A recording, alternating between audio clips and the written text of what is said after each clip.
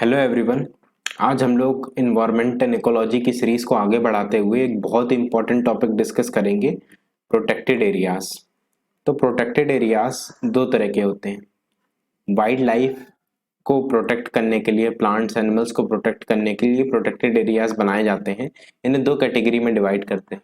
एक होते हैं एक्स सिटू और एक होते हैं इन सिटू। एक्स सिटू का मतलब होता है, सपोज ये एक फॉरेस्ट है, यहाँ पास नॉर्मली वाइल्ड लाइफ पाई जाती है। तो एक्स सिटू का मतलब होता है कि जहाँ पास नॉर्मली वाइल्ड लाइफ पाई जा रही है, प्लांट्स एनिमल्स हैं, वहां से उन्हें निकाल के किसी दूसरे जगह में लाना और वहां उन्हें प्रिजर्व करना। नाम से पता चल रहा है एक्स सिटू, यानी कि किसी एक दूसरी जगह में लाना, उनके नेचुरल हैबिटेट से उन्हें दूसरी जगह में लाना और वहां प्रिजर्व करना। जैसे कि इसका अगर अपन एग्जाम्पल्स देखें तो है जू या जूलॉजिकल पार्क।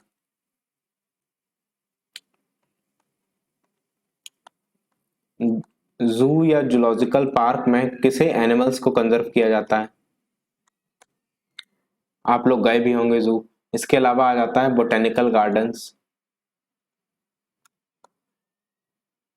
बोटेनिकल गार्डन्स में प्लांट्स को कंजर्व किया जाता है। इस ठीक है, नाम से पता चल रहा है जूलॉजी मतलब क्या होता है, एनिमल की स्टडी। बॉटनी मतलब प्लांट्स की स्टडी। तो जूलॉजिकल पार्क में एनिमल्स को कंजर्व करते हैं, बोटेनिकल गार्डन्स में प्लांट्स को। इसके अलावा ये दोनों तो आपको पता होंगे, इसके अलावा कुछ और इंपॉर्टेंट है, जैसे कि सीड बैंक। सीड बैंक में सीड्स को कंजर्व किया जाता है। जीन बैंक, जीन बैंक में और प्लांट्स और एनिमल्स के जेनेटिक मटेरियल को कंजर्व करते हैं। इसके अलावा आ जाता है हर्बेरियम। हर्बेरियम शायद कुछ लोगों ने ना सुना हो। इसका मतलब ये होता है कि जो लीव्स होती हैं और जो प्लांट्स के पार्ट्स होते हैं, इन्हें ड्राई फॉर्म में प्रिजर्व किया जाता है, ड्राई फॉर्म। ठीक है, आप लोगों ने देखा होगा शायद कि जो लीव्स इस एक ड्राई फॉर्म में इस तरह लीव्स प्रिजर्व होती हैं। हर्बेरियम के बाद आ जाता है horticulture garden. Horticulture garden, horticulture मतलब क्या है, जहाँ फ्रूट्स वेजिटेबल्स वगैरह प्लांट स्पीसीज कंजर्व करके रखते हैं। इसके अलावा एक और इम्पोर्टेंट है क्रायो प्रिजर्वेशन। ये एक टेक्निक है जो यूज की जाती है कंजर्वेशन के लिए। क्रायो प्रिजर्वेशन में लिक्विड नाइट्रोजन यूज करते हैं।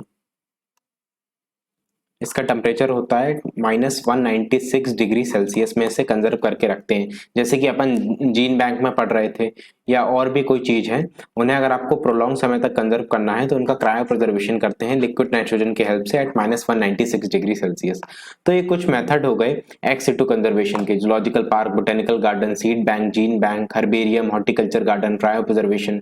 ठीक है, बस इनके बारे में आपको इतना ही पता होना चाहिए। और इसके बाद इनके बारे में एक और चीज आपको पता होनी चाहिए, जो कि इसकी अपन मोटिव या कह लें, ठीक है, क्यों ऐसा एक्सिटू का मतलब इनका फंक्शन क्या है, आप इनमें क्यों कंजर्व कर रहे हैं। एक तो वही हो गया कंजर्वेशन, ठीक है, प्रोटेक्शन, प्रोटेक्टेड एरिया है तो एक तो यही हो जाएगा प्रोटेक्शन, प्रोटेक्शन। इसके अलावा और क्या होता है, इसके अलावा होता है research and study.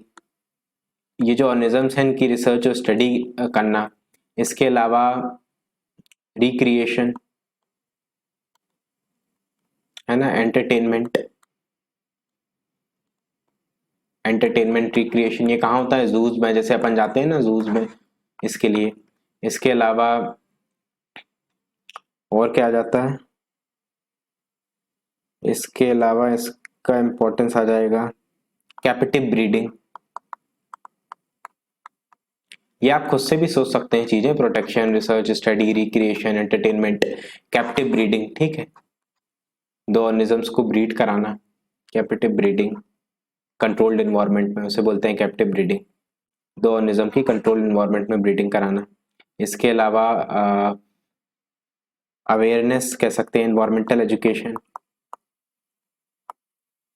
Environmental education provide करना, अवेयरनेस जनरेट करना इन्वायरमेंट प्रोटेक्शन को लेके।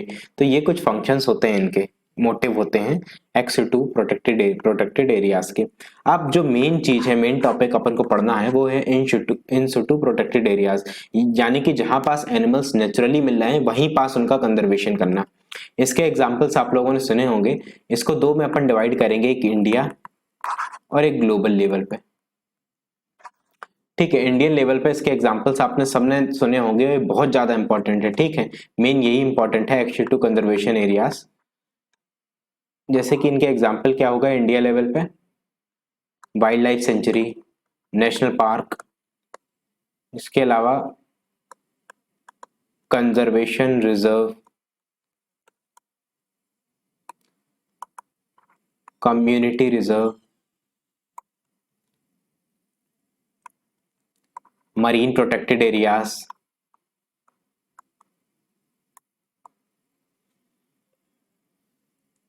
और बायोडायवर्सिटी हेरिटेज साइट्स। ये कुछ हो गई जो नेशनल लेवल पे हैं। ठीक है, wild life century, national park, conservation reserve, community reserve, marine protected areas, biodiversity heritage sites, ये सारे डिटेल में आपको बनने चाहिए जो अभी अपन डिस्कस करेंगे। ग्लोबल लेवल पे हैं biosphere reserve,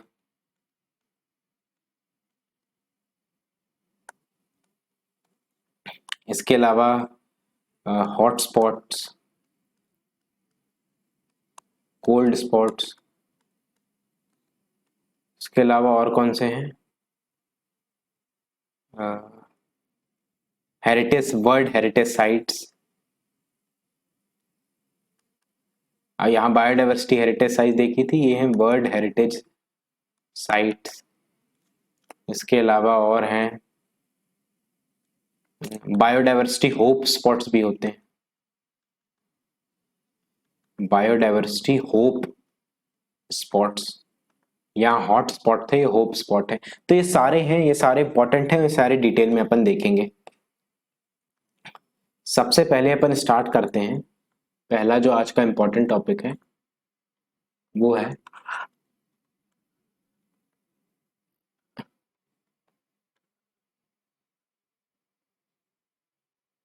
wild life century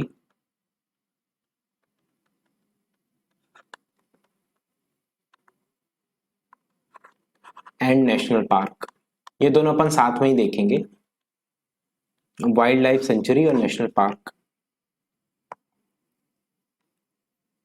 सबसे पहले इसके बारे में आपको कुछ चीजें पता होनी चाहिए। सबसे पहली चीज जो है वो ये है कि जो फॉरेस्ट है, फॉरेस्ट एंड वाइल्ड लाइफ, वो कंकरेंट लिस्ट में आता है। कंकरेंट लिस्ट का क्या मतलब है, अगर आप लोगों ने थोड़ी बहुत पॉलिटी पढ़ी होगी तो जो कॉन्स्टिट्यूशन है उसका शेड्यूल 7 है, इसमें 3 लिस्ट होती है, centre list, state list and concurrent list. Central list में जो भी टॉपिक है उनमें लॉ बनाती है सेंटर, स्टेट लिस्ट वाले में स्टेट, और कंकरेंट लिस्ट वाले में सेंटर और स्टेट दोनों बना सकते हैं। ठीक है, कंकरेंट लिस्ट में जो भी टॉपिक है उनमें जो लॉ होते हैं वो सेंटर भी बना सकता है, स्टेट भी बना सकता है। तो जो फॉरेस्ट एंड वाइल्ड लाइफ है ये कंकरेंट लिस्ट में आता है। तो ये मैंने आपको क्यों बताया है यहाँ पास पॉलिटी की चीज, बिकॉज जो वाइल्ड लाइफ है, वाइल्ड लाइफ सेंचुरीज हैं और नेशनल पार्क हैं, इनका डिक्लेरेशन कौन करता है, इनका declaration can be done by the state as well as the centre government. State या सेंटर दोनों इसको डिक्लेयर कर सकते हैं। ठीक है, इनका डिक्लेरेशन होता क्या है, कैसे है, सबसे पहले एक इनिशियल नोटिफिकेशन दिया जाता है, उसके बाद आता है एक फाइनल नोटिफिकेशन। सबसे पहले एक इनिशियल नोटिफिकेशन आता है कि इस एरिया को डिक्लेयर किया जाएगा और फाइनली डिक्लेयर कर दिया जाता है। इसके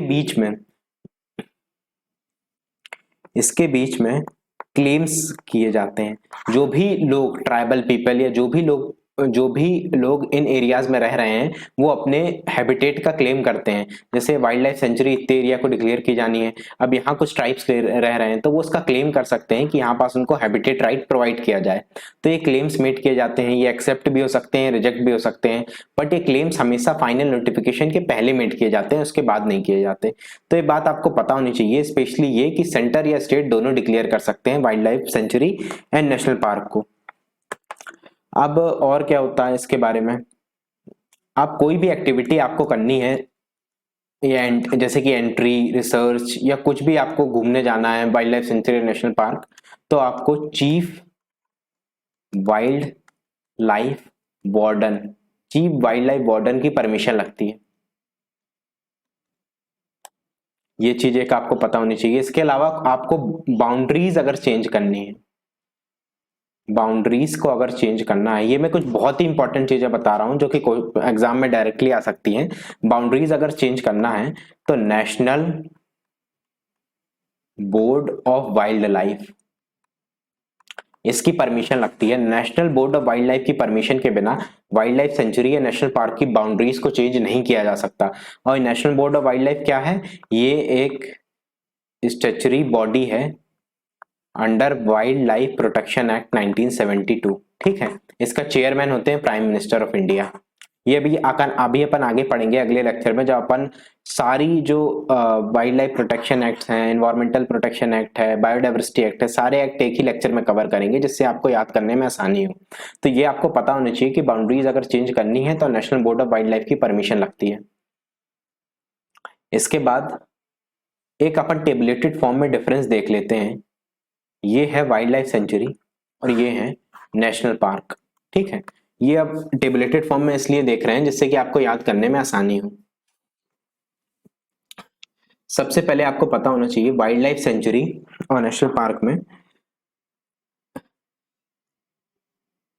ये एक पर्टिकुलर स्पीसीज के लिए हो सकता है।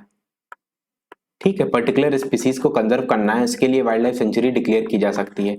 It national park is never for a particular species. कभी भी एक पर्टिकुलर स्पीसीज जैसे कि टाइगर है, लायन है, इनको कंजर्व करने के लिए नेशनल पार्क डिक्लेयर नहीं किया जाता। इसमें मल्टीपल स्पीसीज का कंजर्वेशन होता है। दूसरा, इसमें जो प्रोटेक्शन होती है वो कम होती है, इसमें जो प्रोटेक्शन होती है वो ज्यादा होती है। इवन इसमें जो ग्रेजिंग है ना, जो लाइफ स्टॉक की ग्रेजिंग होती है, ये भी अलाउ नहीं होती है नेशनल पार्क में। अब इसी से आप देख सकते हैं कि एक आईयूसीएन अपन ऑलरेडी डिस्कस कर चुके हैं कि international union of conservation of nature and natural resource, ये एक बॉडी है जो रेड डाटा बुक भी निकालती है, अपन ने लास्ट लेक्चर में देखा था। आईयूसीएन प्रोटेक्टेड एरियाज की कैटेगरीज बनाती है। ठीक है, आईयूसीएन जो प्रोटेक्टेड एरियाज हैं उनको वेरियस कैटेगरी में डिवाइड करती है on the basis of level of protection जितनी उन्हें जरूरत होती है। तो जो वाइल्ड लाइफ सेंचुरी है ये कैटेगरी 4 प्रोटेक्टेड एरियाज है। ठीक है, category 4 protected areas of IUCN. और जो नेशनल पार्क है वो कैटेगरी 2 प्रोटेक्टेड एरियाज है ऑफ आईयूसीएन। तो आप कॉमन सेंस से आपको पता चल गया होगा कि कौन सा मतलब कैटेगरी 2 में ज्यादा प्रोटेक्शन होती है कि 4 में। 2 में, बिकॉज अपन ने देखा ना प्रोटेक्शन वाइल्ड लाइफ सेंचुरी में प्रोटेक्शन कम होती है, इसमें ज्यादा होती है, ग्रेजिंग भी अलाउ नहीं होती। तो कैटेगरी 2 प्रोटेक्टेड एरिया ज्यादा प्रोटेक्टेड होते हैं as compare to category 4 protected area of IUCN. तो ये दो चीजें हो गई। इसके अलावा अपन तीसरी चीज देखते हैं, जो वाइल्ड लाइफ सेंचुरी है इसकी कोई बाउंड्रीज फिक्स्ड होती है क्या? नहीं होती। वाइल्ड लाइफ सेंचुरी की कोई बाउंड्रीज नहीं होती और नेशनल पार्क की बाउंड्रीज फिक्स होती है। एक और चीज, वाइल्ड लाइफ सेंचुरी को अपन नेशनल पार्क में अपग्रेड कर सकते हैं क्या? कर सकते हैं। नेशनल पार्क को वाइल्ड लाइफ सेंचुरी में कर सकते हैं कन्वर्ट? नहीं कर सकते। ये आपको याद रखना है, बहुत इंपॉर्टेंट है। National park can never be downgraded to wild life sanctuary, ये चीज आपको। इसके अलावा एक और चीज है कि जो वाइल्ड लाइफ सेंचुरी है, private ownership of land, private ownership of land इसमें अलाउ होती है। वाइल्ड लाइफ सेंचुरी में अलाउ होती है private national ownership of land, इसमें अलाउ नहीं होती है। तो ये कुछ डिफरेंस है, इसलिए टेबलेटेड फॉर्म में इसलिए बता दिए जिससे आपको याद करने में आसानी हो। इन्हें आप बार बार पढ़ेंगे तो आपको याद हो जाएंगे। इसके अलावा और कुछ इंपॉर्टेंट चीजें हैं कि मैक्सिमम नेशनल पार्क कहाँ पास है, मध्य प्रदेश में है मैक्सिमम नेशनल पार्क। इसके अलावा एक बहुत इंपॉर्टेंट चीज है कि वाइल्ड लाइफ प्रोटेक्शन एक्ट 1972, मैंने अभी कहा था कि अगले एक लेक्चर में अपन सारे एक्ट डिटेल में पढ़ेंगे, बट एक चीज आपको पता होनी चाहिए, इसके अंदर कुछ प्रोटेक्टेड एरियाज डिक्लेयर होते हैं। ठीक है, प्रोटेक्टेड एरियाज कौन कौन से? Wild life century, national park, इसके अलावा टाइगर रिजर्व,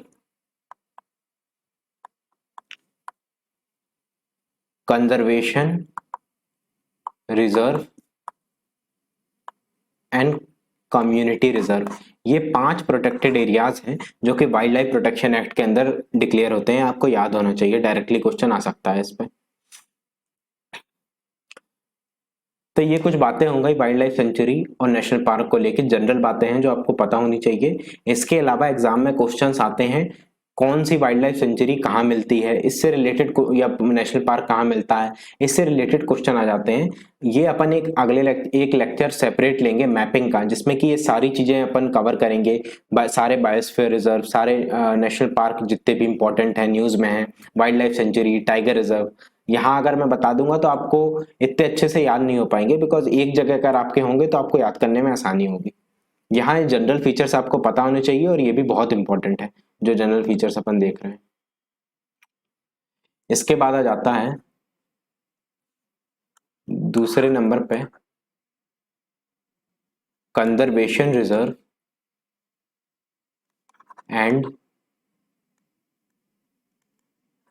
कम्युनिटी रिजर्व। ये भी under wild life protection act है, अभी अपन ने ऊपर देखा। ठीक है, वाइल्ड लाइफ प्रोटेक्शन एक्ट के अंदर 5 प्रोटेक्टेड एरिया होते हैं: wild life century, national park, tiger reserve, conservation and community reserve. तो एक तो इंपॉर्टेंट चीज यही है कि वाइल्ड लाइफ प्रोटेक्शन एक्ट 1972 के अंदर इन्हें डिक्लेयर किया जाता है। अब कंजर्वेशन रिजर्व जो है वो जनरली एक प्रोटेक्टेड एरिया है, जैसे नेशनल पार्क या वाइल्ड लाइफ सेंचुरी है, इसके आसपास प्रेजेंट होते हैं। ठीक है, इसके आसपास होंगे, या फिर 2 प्रोटेक्टेड एरिया हैं, इनको ज्वाइन करता हुआ कॉरिडोर है तो यहाँ पास होंगे। इस तरीके से आसपास होते हैं, और इनका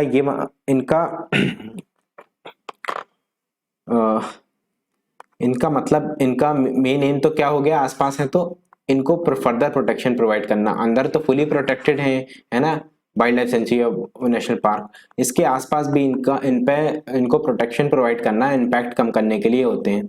और ये डिक्लेयर किए जाते हैं after local consultation. After local consultation यानी लोकल बॉडीज जो है उनके कंसल्टेशन के बाद डिक्लेयर करते हैं।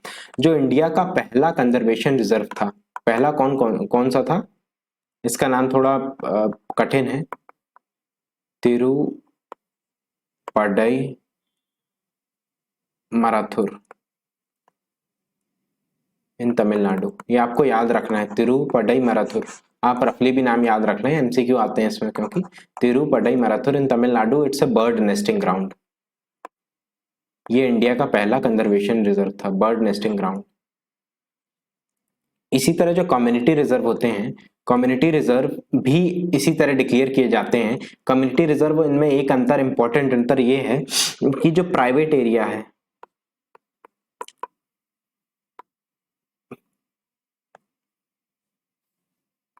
इंपॉर्टेंट अंतर एक ये है, या सिंपल टर्म में देखें तो ये प्राइवेटली ओन्ड हो सकते हैं।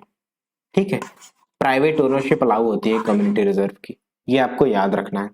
तो इन दोनों का एम क्या हो गया, एक तो वाइल्ड लाइफ कंजर्वेशन, ठीक है, वाइल्ड लाइफ प्रोटेक्टेड एरियाज बता रहे हैं तो वही हो गया। अब जो कम्युनिटी रिजर्व है इसका एक और एम हो गया, ठीक है, क्या एम हो गया, प्राइवेट लैंड में है यानी लोकल पीपल का ज्यादा इन्वॉल्वमेंट होगा, तो जो लोकल कल्चर है उसे प्रिजर्व करना, लोकल कल्चर को प्रिजर्व करना, जो सोशियो इकोनॉमिक कंडीशंस हैं उन्हें इम्प्रूव करना लोकल पीपल्स की। तो ये 2 और एम होते हैं। अब वो कॉमन सेंस से आप इसका आइडिया लगा सकते हैं अगर ऑप्शंस में आता है तो। इसके अलावा पहला जो कम्युनिटी रिजर्व था वो कौन सा था, किशोरपुर चंबा शायद था, किशोरपुर चंबा इन पंजाब। और एक और अभी न्यूज में है कम्युनिटी रिजर्व जो आपको पता होना चाहिए, गोगाबील।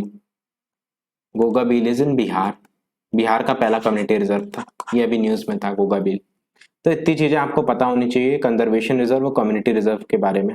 अगर अपन सिंपल टर्म्स में देखें तो एक ही चीज, एक मेन चीज है, वाइल्ड लाइफ प्रोटेक्शन एक्ट के अंदर डिक्लेयर होता है, और ये दोनों प्रोटेक्टेड एरिया के आसपास होते हैं कंजर्वेशन उनका इंप्रूव करने के लिए, है ना, और इफिशियंसी इंप्रूव करने के लिए प्रोटेक्शन की।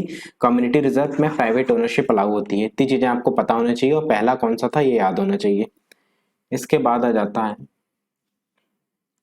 तीसरा, अगर देखें तो बायोडाइवर्सिटी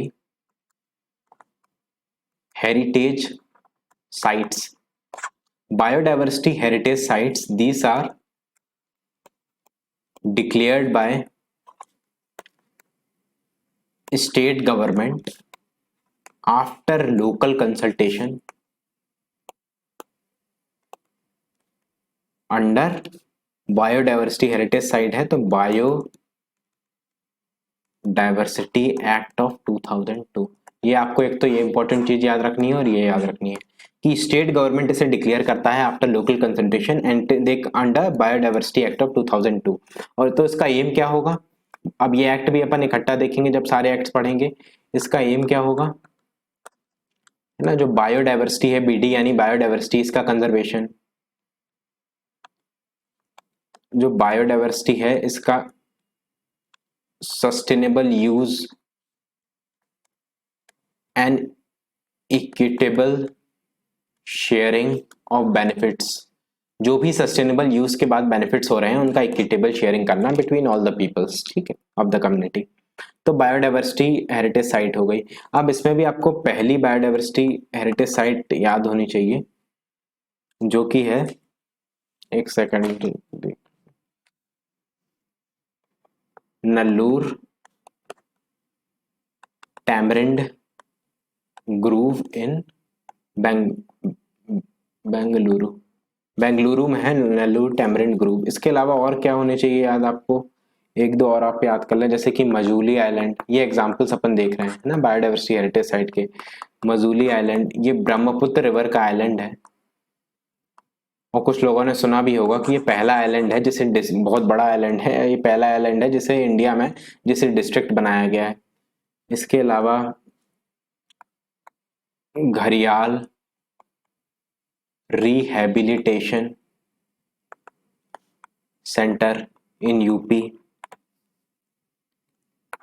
इसके अलावा हॉग्रिकैन इन कर्नाटका। इतनी चीजें आप याद रख लें, 3-4 एग्जाम्पल हैं, पहला तो आपको याद ही होना चाहिए।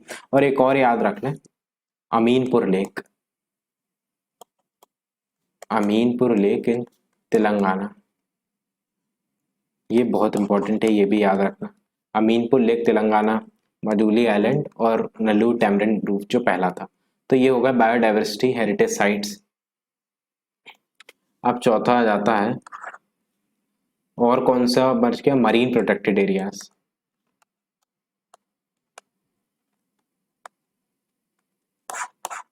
है ना, ये इंडिया का अगर अपन रफ मैप बनाए इस तरह, तो ये सारा जो एरिया है ये कोस्टल एरिया है। यहाँ पास बे ऑफ बंगाल है, यहाँ पास अरेबियन सी है ना, ये श्रीलंका है। तो ये जो पूरा है ये कोस्टल, ये जो पूरा है ये कोस्टल एरिया है। और यहाँ पास बहुत सारे wild life sanctuaries, national parks वगैरह मिलते हैं और इन्हीं से बनते हैं मरीन प्रोटेक्टेड एरियाज। इंडिया में टोटल 31 मरीन प्रोटेक्टेड एरिया हैं and they consist of around 33 wild life century या नेशनल पार्क। यानी कि जो 33 वाइल्ड लाइफ सेंचुरी यहाँ पास या नेशनल पार्क मिल रहे हैं, ये मिलके 31 मरीन प्रोटेक्टेड एरिया बनाते हैं,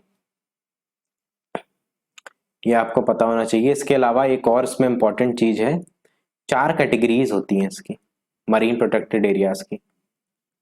मरीन प्रोटेक्टेड एरियाज को कोस्टल प्रोटेक्टेड एरियाज भी बोलते हैं। 4 कैटेगरीज कौन कौन सी होती हैं, category 1, category 2, category 3A and category 3B। ये कैटेगरी 1 में आ जाते हैं national park and wild life century in the marine environment, marine environment in marine ecosystem. Marine ecosystem में क्या क्या आ जाता है, जैसे इसमें बहुत सारी चीजें आ जाती हैं, जैसे कि मैनग्रूव्स हो गए, जैसे कि टर्टल नेस्टिंग ग्राउंड हो गए। टर्टल नेस्टिंग ग्राउंड कहाँ, मरीन एरियाज में। इसके अलावा जो टाइडल बॉडीज हो गई, लगून्स हो गए या सी ग्रास हो गई। सी ग्रास अपन ऑलरेडी पढ़ चुके हैं ना, इट्स एन एंजियोस्पर्म, जहाँ पास डुगोंग डुगोंग काउ सी या सी काउ मिलती है या एटसेट्रा। तो यहाँ पास इस तरह से कुछ दिए होंगे मरीन इकोसिस्टम के एग्जांपल। वहां पास जो नेशनल पार्क और वाइल्ड लाइफ सेंचुरी बनते हैं वो कैटेगरी 1 मरीन प्रोटेक्टेड एरिया में आते हैं। कैटेगरी 2 मरीन प्रोटेक्टेड एरिया में आ जाते हैं आइलैंड्स। आइलैंड्स यानी जो द्वीप होते हैं, आइलैंड्स विच आर, जिनका मेन पार्ट, मेन नहीं मेजर पार्ट जिनका major part of these islands is marine, marine area में। कैटेगरी 3 में आ जाते हैं सैंडी बीचेस। सैंडी बीचेस जो कि मरीन एरिया में नहीं है बट ओकेजनली मरीन वाटर के कांटेक्ट में आते हैं। Occasionally in contact with marine water. इसका मतलब क्या हुआ? इसका मतलब ये हुआ, सपोज ये सी है, यहाँ ये पूरी सी है, यहाँ पास सी खत्म हो रही है और यहाँ पास बीच है, ठीक है, ये पूरी बीच है।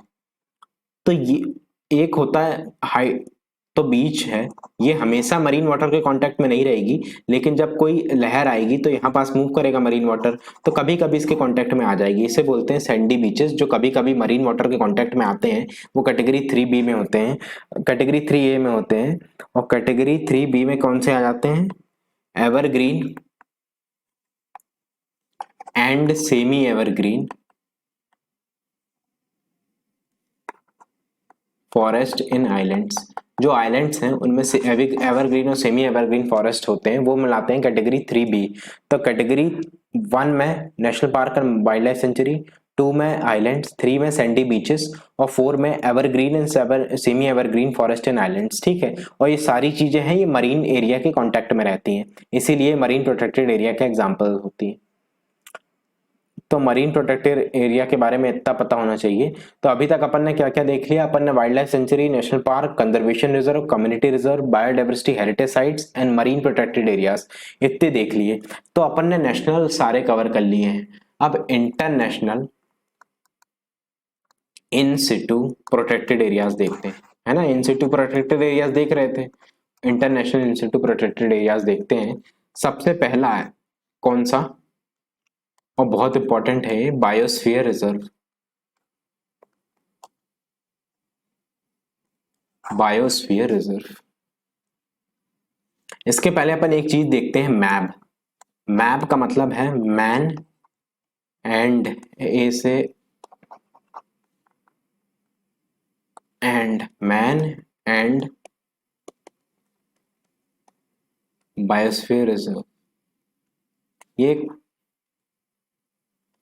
Programme. MAB is man and biosphere reserve programme of UNESCO. इसके अंतर, और जो मैप है इसका एजेंडा कौन सेट करता है? इसका agenda set bye international coordinating council. और इसको इम्प्लीमेंट कौन करता है? इम्प्लीमेंटेशन का काम किसके पास होता है? WNBR। WNBR is world network of biosphere reserve. तो इतनी चीजें आपको पता होनी चाहिए कि मैन एंड बायोस्फीयर रिजर्व एक प्रोग्राम है यूनेस्को का, इसके अंडर ये बायोस्फीयर रिजर्व डिक्लेयर करता है। इसका एजेंडा सेट किया जाता है by international coordinating council and implemented by WNBR which is world network of biosphere reserve. अब बायोस्फीयर रिजर्व होते क्या है? बायोस्फीयर रिजर्व अभी अपन ने देखा, they are international, IN is international, international designation by UNESCO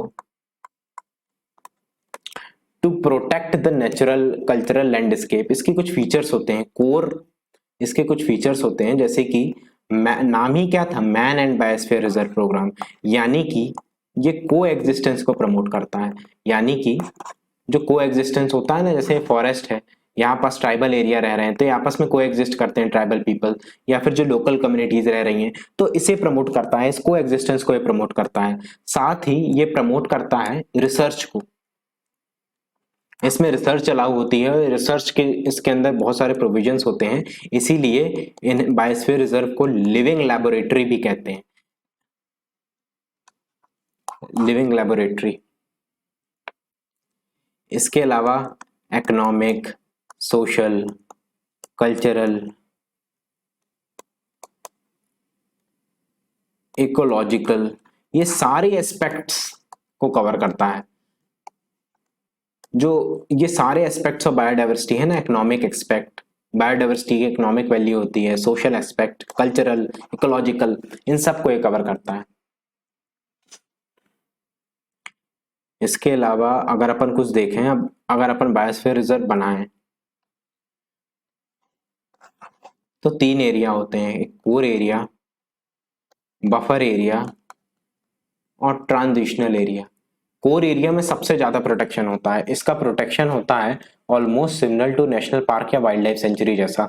और कोर एरिया है, यहाँ पास कंस्ट्रक्शन वगैरह अलाउ तो नहीं होता, but management and research activities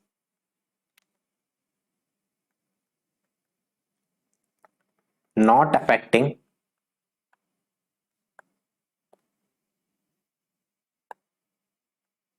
the natural process is allowed. तो मैनेजमेंट एक्टिविटीज हैं या रिसर्च एक्टिविटीज हैं विच do not impact the natural process, वो अलाउ होती हैं। इसके अलावा बाहर आता है बफर जोन। बफर जोन में अब इससे कम थोड़ा प्रोटेक्शन होता है, यहाँ पास थोड़े बहुत हैबिटेशन वगैरह भी होते हैं, कंस्ट्रक्शन भी थोड़ा अलाउ होता है। इसका मेन एम ये होता है कि इसे इस तरीके से मेंटेन किया जाए जिससे कोर एरिया को और अच्छे से प्रोटेक्ट किया जा सके। सबसे आखिरी में आता है ट्रांजिशनल एरिया, ठीक है। तो 3 एरिया है, कोर, बफर और सबसे आखिरी में ट्रांजिशनल एरिया। अब आपने देखा होगा कि ट्रांजिशनल एरिया की मैंने बाउंड्री नहीं बनाई है कहीं, बिकॉज इसकी कोई बाउंड्री नहीं होती, boundary is absent, boundary is absent. Core area की बाउंड्री है, बफर एरिया की है, बट ट्रांजिशनल एरिया की कोई बाउंड्री नहीं होती। तो ये चीज आपको याद रखनी है। अब ये जो कोर एरिया होता है, इसकी एक और चीज, कुछ चीजें और आपको याद कर रखनी है कि एक तो लार्ज होना चाहिए, large enough to sustain all the trophic levels, ठीक है। और ट्रॉफिक लेवल, ट्रॉफिक लेवल क्या होते हैं? ट्रॉफिक लेवल होता है जैसे कि ये प्लांट हो गया, ठीक है, सबसे नीचे प्लांट आया, प्लांट को सपोज एक डियर ने खाया, डियर को खाया एक लॉयन ने, तो ये एक बेसिकली ट्रॉफिक लेवल्स होते हैं। जो सबसे पहले प्राइमरी प्रोड्यूसर हैं, हर्बीवोर हैं, कार्निवोर हैं, टॉप कार्निवोर, ठीक है, ये इन्हें बोलते हैं ट्रॉफिक लेवल। तो इतना बड़ा होना चाहिए कि ये सारे ट्रॉफिक लेवल को सस्टेन कर पाए। साथ ही इसमें इतनी वाटर या land plus land space available होना चाहिए जिससे कि अपन इजी मैनेजमेंट कर सकें, रिसर्च कर सकें, and one can demonstrate sustainable development, SD sustainable development. तो इतना बड़ा होना चाहिए कि सारे ट्रॉफिक लेवल को सस्टेन करे, इसमें वाटर और लैंडस्केप्स इतने बड़े हों कि यहाँ पास management, research activities, sustainable development, ये सब चीजें की जा सकें। इसके अलावा और भी कुछ माइनर क्राइटेरिया होते हैं जैसे कि ट्रेडिशनल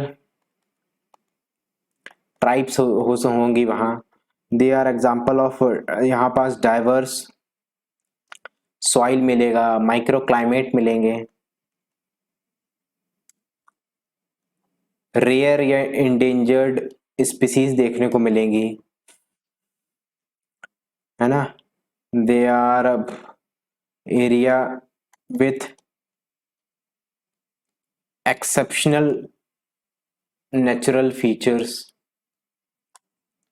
तो ये भी कुछ क्राइटेरिया हैं, सेकेंडरी क्राइटेरिया हैं, आपको इतना याद नहीं रखना, आपको सिर्फ ये याद रखना है कि biosphere reserve they are international designation by UNESCO, है ना। अब नाम, इसका नाम से पता ये किसके अंडर होते हैं, यूनेस्को का एक प्रोग्राम है, map programme, man and biosphere, यानी नाम से पता चल रहा है मैन एंड बायोस्फीयर, यानी कि को एग्जिस्टेंस को प्रमोट करेगा। और यहाँ पास रिसर्च होती है, ऐसे इसलिए इन्हें लिविंग लेबोरेटरी बोलते हैं। और ये सारे aspects of biodiversity, economic, social, cultural, ecological, इन सबको कवर करता है। 3 एरिया होते हैं, ये आपको इंपॉर्टेंट है, याद रखना है, core, buffer and transitional. Core area में कंस्ट्रक्शन अलाउ नहीं होता, प्रोटेक्शन बहुत हाई होती है, बट मैनेजमेंट और research activities which do not affect the natural process they are allowed. And transitional area की कोई बाउंड्री नहीं होती। अब जो कोर एरिया है उसके कुछ फीचर्स होते हैं, ये कम से कम इतना बड़ा होना चाहिए कि ये सारे ट्रॉफिक लेवल को सस्टेन कर सके और इनमें वाटर और लैंडस्केप इतना हो कि ये management, research activities, sustainable development, इन सबको डेमोन्स्ट्रेशन को अलाउ करे। इसके अलावा कुछ सेकेंडरी क्राइटेरिया होते हैं जो कि आपको याद नहीं करने, और भी कई सारे होते हैं एटसेट्रा, मैंने रफली आपको बता दिए। इसके बाद कुछ इंपॉर्टेंट पॉइंट्स हैं, एक तो नेशनल बायोस्फीयर रिजर्व प्रोग्राम, ये इंडिया का प्रोग्राम है जिसके अंदर कहते हैं at least one biosphere reserve, at least one biosphere reserve in each biogeographic province. Biogeographic province India में टोटल 25 बायोजियोग्राफिक प्रोविंस हैं। इन सब में एटलीस्ट एक बायोस्फीयर रिजर्व होना चाहिए। ये इंडिया का एक प्रोग्राम है, नेशनल बायोस्फीयर रिजर्व प्रोग्राम, इसके अंतर्गत ये कहा जाता है। इसके अलावा कुछ चीजें और हैं, जैसे कि एक सेंटर जो है, सेंट्रल गवर्नमेंट है, वो इंडियन मैब कमिटी मेंटेन करके रखती है, Indian man and biosphere reserve committee, जिसका काम क्या होता है, न्यू साइट्स को आइडेंटिफाई करना, वेरियस गाइडलाइंस बनाना, प्रोग्रेस देखना, रिव्यू करना, ये सब काम होता है बायोस्फीयर रिजर्व के अंतर्गत। नई बायोस्फीयर रिजर्व को साइट्स देखना, गाइडलाइंस बनाना, प्रोग्रेस देखना, रिव्यू करना बायोस्फीयर रिजर्व के कंजर्वेशन को, ये सारी बातें हैं। और एक बहुत इंपॉर्टेंट पॉइंट है कि जो मैनेजमेंट है बायोस्फीयर रिजर्व का, वो कौन करता है, वो या तो स्टेट करता है या फिर यूनियन टेरिटरी में है तो यूनियन टेरिटरी करती है, सेंटर नहीं करता, ना ही यूनेस्को करता है। इनका काम नहीं होता मैनेजमेंट, स्टेट या यूनियन टेरिटरी का काम होता है। अब अपन ने देखा था कि WNBR इंप्लीमेंट कौन करता है मैप प्रोग्राम को, WNBR bird network of biosphere reserve. नाम से पता चल रहा है ये बेसिकली नेटवर्क है पूरे वर्ल्ड में बायोस्फीयर रिजर्व के। अब अगर आपको इस प्रोग्राम में जुड़ना है तो ये वॉलंटरी होता है, और जो बायोस्फीयर रिजर्व है उसकी जो सॉवर्निटी है, सॉवर्निटी यानी कि जो उसका टोटल राइट है उसको कंट्रोल करने का, या उस पर जो राइट है, सॉवर्निटी स्टेट के पास ही रहती है। स्टेट यानी कि जो भी वो है, जो भी कंट्री है, जैसे कि इंडिया है तो इंडिया के पास ही रहेगी अगर आप इसका पार्ट बन जाएंगे तो भी। और इसकी कुछ क्राइटेरिया होते हैं, अगर आप कोई भी बायोस्फीयर रिजर्व अगर WNBR में जुड़ना चाहता है तो उसके कुछ क्राइटेरियाज होते हैं जो कि आपको फॉलो करना पड़ते हैं। अगर आप नहीं करेंगे फॉलो तो यू विल बी रिमूव्ड, आप बाहर निकाल दिए जाएंगे उससे। ठीक है, तो ये कुछ बातें थी बायोस्फीयर रिजर्व को लेकर जो कि इंपॉर्टेंट है और आपको पता होनी चाहिए। इसके बाद दूसरा अपन देखते हैं बायोडाइवर्सिटी, BD इज बायोडाइवर्सिटी। ठीक है, याद रखना बायोडाइवर्सिटी हॉटस्पॉट। ये 1988 में एक नॉर्मन मेयर 1988 में नॉर्मन मेयर ने इसका कॉन्सेप्ट दिया था बायोडाइवर्सिटी हॉटस्पॉट का। और इसको बायोडाइवर्सिटी हॉटस्पॉट डिक्लेयर करने के लिए 2 स्ट्रिक्ट क्राइटेरिया होते हैं जो कि आपको याद रखने हैं। ठीक है, 2 स्ट्रिक्ट क्राइटेरिया हैं जो बहुत इंपॉर्टेंट है, आपको याद रखने हैं। कौन कौन से हैं वो, मोर देन 0.5%, मोर देन 0.5% और more than 1500 species of vascular plants endemic. अपन वेस्क प्लांट का क्लासिफिकेशन ऑलरेडी देख चुके हैं, तो आपको मतलब पता होना चाहिए कि वेस्कुलर प्लांट क्या होता है। वेस्कुलर प्लांट मतलब वो जिसमें वेस्कुलर टिश्यू प्रेजेंट हो। प्लांट के वेस्कुलर टिश्यू क्या होते हैं, जाइलम एंड फ्लोएम। अगर आपको इसका मतलब ना पता हो तो आप मेरा एक बायोडाइवर्सिटी पे लेक्चर है जो देख सकते हैं, जिसमें मैंने प्लांट के किंगडम का पूरा क्लासिफिकेशन बताया है। तो ये पहला क्राइटेरिया क्या है, मोर देन 0.5% और more than 1500 species of vascular plants endemic. और दूसरा क्या है, lost 70%, more than equal to 70% of original habitat. जो उसकी ओरिजिनल हैबिटेट थी उसका 70% या उससे ज्यादा वो लॉस कर चुका है। तो ये 2 स्ट्रिक्ट क्राइटेरिया हैं, ये आपको याद रखने हैं, बहुत इंपॉर्टेंट है। इसके अलावा एक और चीज याद रखनी है कि एक कंजर्वेशन इंटरनेशनल एक NPO है which has adopted this concept. ठीक है, adopted this concept of hotspot. जो हॉटस्पॉट का कॉन्सेप्ट है इसे इसने अडॉप्ट कर लिया है। इसके अलावा इंपॉर्टेंट पॉइंट है कि अराउंड 36 हॉटस्पॉट्स हैं जो कि बनाते हैं 2 to 3% of world area, 2 to 3% of world area. लेकिन इतना कम एरिया बनाते हैं but still 50% of world plant. ठीक है, 50% of world plant and 42% of terrestrial vertebrate species, 50% of bird plant and 42% of terrestrial vertebrate species in 2 to 3% area में biodiversity hotspot में present होती है। वर्टिब्रेट का मतलब ना पता हो तो आप स्टिल में आप मैंने जैसा कि बताया, मैं पहले लेक्चर में बता चुका हूँ प्लांट एनिमल किंगडम का क्लासिफिकेशन, तो इसका मतलब आपको पता होना चाहिए कि वर्टिब्रेट नॉन वर्टिब्रेट क्या होते हैं, कौन कौन एग्जाम्पल्स होते हैं वर्टिब्रेट के, जैसे fish, amphibia, reptile, birds, mammals.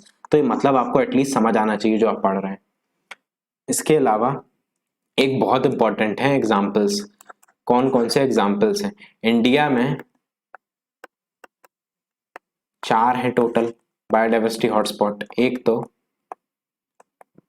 Western Ghat and Sri Lanka, इसके अलावा हिमालय, और कौन सा है? सुंडालैंड। सुंडालैंड में इंडिया का कौन सा पार्ट आता है? निकोबार। याद रखना कि अंडमान जो आइलैंड है वो नहीं आता। और इसके अलावा इंडो बर्मा, इंडो बर्मा में अपना नॉर्थ ईस्ट इंडिया आ जाता है, नॉर्थ ईस्ट आ जाता है। बट एक और याद रखना है, असम एंड यहाँ भी अंडमान, ये दोनों नहीं आते हैं।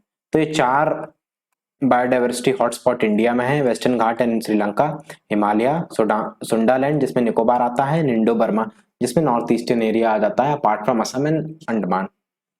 इसके अलावा और भी कहीं बायोडाइवर्सिटी हॉटस्पॉट एरियाज हैं जो कि आप याद रख सकते हैं, जैसे कि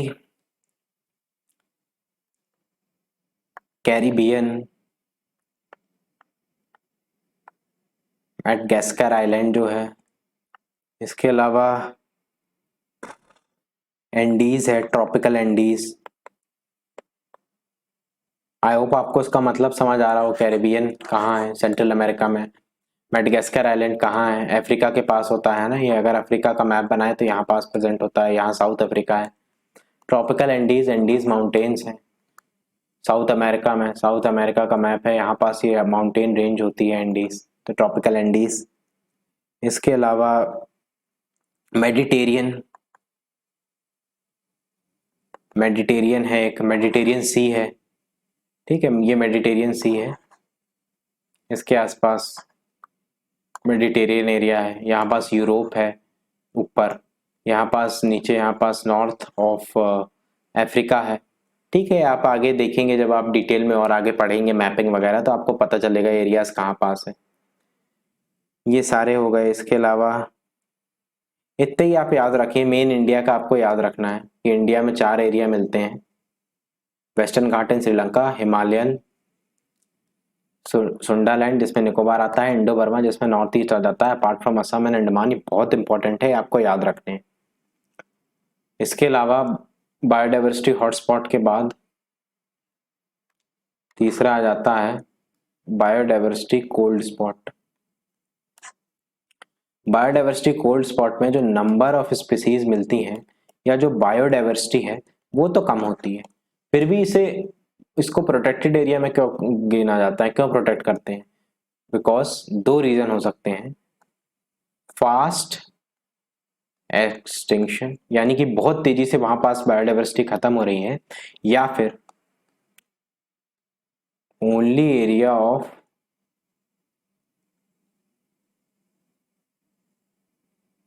ओनली एरिया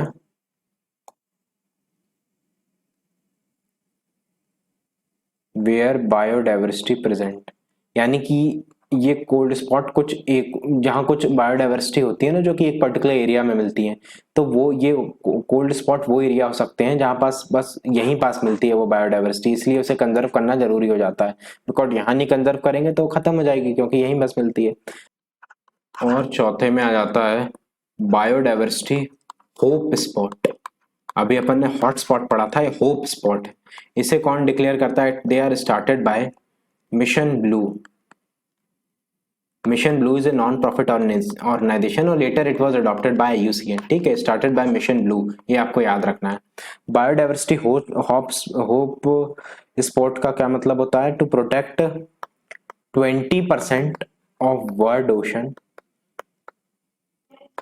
बाय 2020। ठीक है, 2020 तक, अब तो निकल गया, 2020 तक इन्हें 20% ऑफ वर्ल्ड ओशन को प्रोटेक्ट करना है। फिर अभी जा चुका है, फिर भी इंपॉर्टेंट है। ठीक है, वर्ल्ड ओशन में क्या क्या आ जाते हैं, जो भी बायोडाइवर्सिटी है, वाइल्ड लाइफ है, केल्प फॉरेस्ट है ना, केल्प फॉरेस्ट है। इसके अलावा जो कार्बन सीक्वेस्ट्रेशन है, जो फॉरेस्ट, जो कि ओशन में प्लांट्स वगैरह प्रेजेंट होते हैं, वो भी तो कार्बन का इस्तेमाल करते हैं। प्लांट का क्या काम होता है, जो प्लांट होते हैं वो कार्बन लेते हैं, कार्बन डाइऑक्साइड लेते हैं, ऑक्सीजन छोड़ते हैं, यानी कि कार्बन को सीक्वेस्ट करते हैं। तो जो ओशन में भी अगर अपन प्रिजर्व करेंगे केल्प फॉरेस्ट या जो प्लांट की बायोडाइवर्सिटी है, तो कार्बन सीक्वेस्ट्रेशन प्रमोट होगा। ये मोर देन 75 होते हैं टोटल, मोर देन बहुत सारे हैं, मोर देन 75 हैं होप स्पॉट। इंडिया में सिर्फ 2 मिलते हैं। कौन कौन से हैं? सिंपल है बहुत, अंडमान एंड निकोबार और लक्षद्वीप, ये 2 बस है इंडिया में। 5वां एक और प्रोटेक्टेड एरियाज हैं, वर्ल्ड हेरिटेज साइट। एक अपन बायोडाइवर्सिटी हेरिटेज साइट ऑलरेडी देख चुके हैं, ये है वर्ल्ड हेरिटेज साइट। जैसे कि यूनेस्को को, जैसे कि जो बायोस्फीयर रिजर्व है वो यूनेस्को डिक्लेयर करता है, सिमिलरली वर्ल्ड हेरिटेज साइट भी यूनेस्को डिक्लेयर करता है under its international world heritage program. ये एक प्रोग्राम है, इसके अंडर डिक्लेयर करता है यूनेस्को वर्ल्ड हेरिटेज साइट को। ठीक है, ये 38 साइट्स हैं टोटल इंडिया में, जिसमें कि 30 जो हैं वो है कल्चरल साइट्स। ठीक है, अब वर्ल्ड हेरिटेज साइट अपन पढ़ रहे हैं तो ये बस सिर्फ नेचर के को डिक्लेयर नहीं करता है ना, नेचुरल जो एरियाज हैं उन्हें नहीं डिक्लेयर करता, कल्चरल, नेचुरल और मिक्स्ड 3 तरह की होती हैं। तो 30 कल्चरल है यहाँ पास ठीक है, 30 कल्चरल है, 7 नेचुरल है और 1 मिक्स्ड है। मिक्स्ड मतलब कल्चरल और नेचुरल दोनों फीचर्स यहाँ पास मिलते हैं। तो 30 कल्चरल तो आप याद, ये तो यहाँ का टॉपिक ही नहीं है ना, ये तो इन्वायरमेंट अपन पढ़ रहे हैं, तो इन्वायरमेंट में 7 नेचुरल 1 मिक्स्ड पता होने चाहिए। 7 नेचुरल में कौन कौन सी आ जाती हैं? केवलादेव नेशनल पार्क इन राजस्थान, है ना, ये अपन ऑलरेडी देखे हैं। केवलादेव नेशनल पार्क कहाँ देखा था, जो अपन साइबेरियन रेन पढ़ रहे थे, यहाँ पास नेस्टिंग ग्राउंड होता है इनका। इसके अलावा काजीरंगा, मानस, ये दोनों असम में है, और सुंदरबन वेस्ट बंगाल में। इसके अलावा वेस्टर्न घाट, इसके अलावा Nanda Devi and valley of flower national park, ये है उत्तराखंड में। Then great Himalayan national park, ये है हिमाचल प्रदेश में। ठीक है, ये 7 आपको याद रखने हैं, ये 7 कल्चरल वर्ल्ड हेरिटेज साइट हैं जो कि यूनेस्को ने डिक्लेयर किए हैं। और एक मिक्स में कौन सा है? कांचनजोंगा, साफ साफ लिख दो, सही से नहीं लिखा।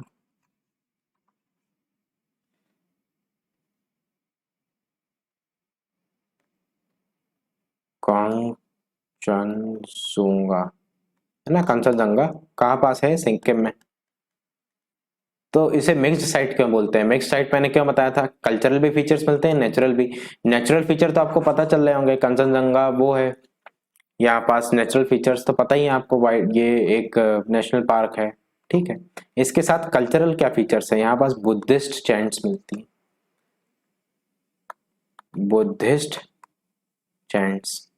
ठीक है, बुद्धिस्ट चैंट्स यहाँ पास होती हैं, ये कल्चरल फीचर है इसका। और नेचुरल तो आपको पता ही है, यहाँ पास वाइल्ड लाइफ वगैरह मिलती है बहुत ज्यादा। तो ये फाइनल कंप्लीट हो गए पूरे प्रोटेक्टेड एरियाज। प्रोटेक्टेड एरियाज अपन पढ़ रहे थे, जहां पास अपन ने एक्स सिटू देखे, उसके एग्जाम्पल देखे, उसके बाद इन सिटू देखे, जिसके अपन ने बहुत सारे एग्जाम्पल्स देखे, इंडिया के भी और वर्ल्ड के भी। इंडिया में अपन ने wild life century, national park, conservation reserve, community reserve, marine protected area, biodiversity heritage site. World में अपन ने क्या क्या देखा, वर्ल्ड में अपन ने यूनेस्को का बायोस्फीयर रिजर्व देखा, मायन एंड बायोस्फीयर रिजर्व प्रोग्राम देखा। इसके बाद अपन ने बायोडाइवर्सिटी हॉटस्पॉट देखा, बायोडाइवर्सिटी होप स्पॉट देखा, कोल्ड स्पॉट्स देखे, और अपन ने वर्ल्ड हेरिटेज साइट्स देखी, 7 कल्चरल देखी, 1 नेचुरल देखी। ये सारी चीजें हैं, ये बहुत इंपॉर्टेंट है। इस पे लगभग हर साल एक क्वेश्चन आ जाता है प्रोटेक्टेड एरियाज से। अब एक चीज इन प्रोटेक्टेड एरियाज की बच गई है, वो है एग्जाम्पल। सारे बायोस्फीयर रिजर्व आपको पता होने चाहिए, नेशनल पार्क और वाइल्ड लाइफ सेंचुरी जो इंपॉर्टेंट है वो पता होना चाहिए। एक और प्रोटेक्टेड एरिया है, अपन ने देखा था वाइल्ड लाइफ प्रोटेक्शन एक्ट के अंदर, जो कि है टाइगर रिजर्व। ठीक है, ये भी एक प्रोटेक्टेड एरिया है, टाइगर रिजर्व। ये अपन आगे देखेंगे जब अपन प्रोजेक्ट टाइगर पढ़ेंगे ना, प्रोजेक्ट टाइगर जब अपन पढ़ेंगे तो वहां पास देखेंगे टाइगर रिजर्व को। इनके एग्जाम्पल्स जो हैं वो अपन जो भी न्यूज में थे या जो भी इंपॉर्टेंट है वो एक अपन सेपरेट लेक्चर में देखेंगे, जब अपन एक मैपिंग का सेपरेट लेक्चर देंगे। बिकॉज अगर एक जगह आप देख लेंगे तो आपको याद करने में आसानी होगी। अभी अपन ने सारे बेसिक फीचर्स देख लिए हैं इनके, और ये यहाँ पास ये लेक्चर कंप्लीट होता है। अब नेक्स्ट लेक्चर में अपन क्या देखेंगे, नेक्स्ट लेक्चर में अपन देखेंगे कंजर्वेशन एफर्ट्स। कंजर्वेशन एफर्ट्स का क्या मतलब होगा, जैसे कि प्रोजेक्ट टाइगर है, प्रोजेक्ट एलिफेंट है, एशियन लायन कंजर्वेशन प्रोजेक्ट है, डॉल्फिन कंजर्वेशन हो गया, ये सारे सिक्योर हिमालय, ये सारे जो भी प्रोजेक्ट हैं ये अपन अगले लेक्चर में देखेंगे, कंप्रहेंसिवली उसे कवर करेंगे। यहाँ पर से लेक्चर कंप्लीट होता है। And thank you all for watching.